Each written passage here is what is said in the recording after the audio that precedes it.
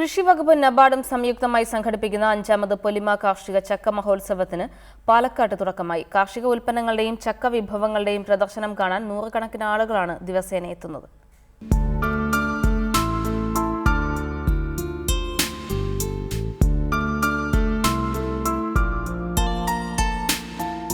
$102 kilo തൂക്കമുള്ള ഒറ്റച്ചുവട് കപ്പ, 17 തരം വാഴക്കുലകൾ, 60 kilo മാങ്ങ ഇഞ്ചി, വലിയ അടയ്ക്കാക്കുലകൾ, ഏറ്റവും ചെറിയ കാവേരിപ്പൂ വാഴക്കുല തുടങ്ങി ആരെയും വിസ്മയിപ്പിക്കുന്ന കാഴ്ചകളാണ് പൊലിമ കാർഷിക മേളയിലുള്ളത്.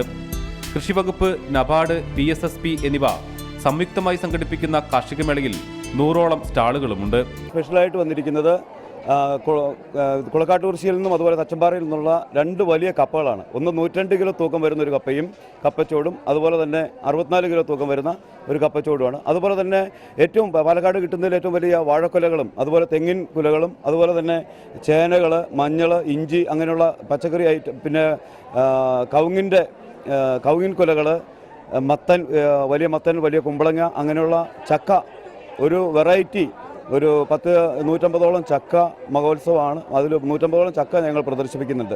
ഇതോടൊപ്പം വിവിധ തരത്തിലുള്ള മത്സരങ്ങളും സംഘടിപ്പിച്ചിട്ടുണ്ട്. മേളയുടെ ഭാഗമായി വിവിധ കാർഷിക വിഷയങ്ങളിൽ സെമിനാറുകളും നടത്തുന്നു.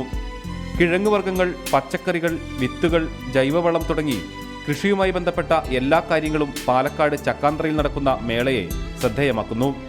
പ്രദർശനം ജനുവരി 3-ന് സമാപിക്കും.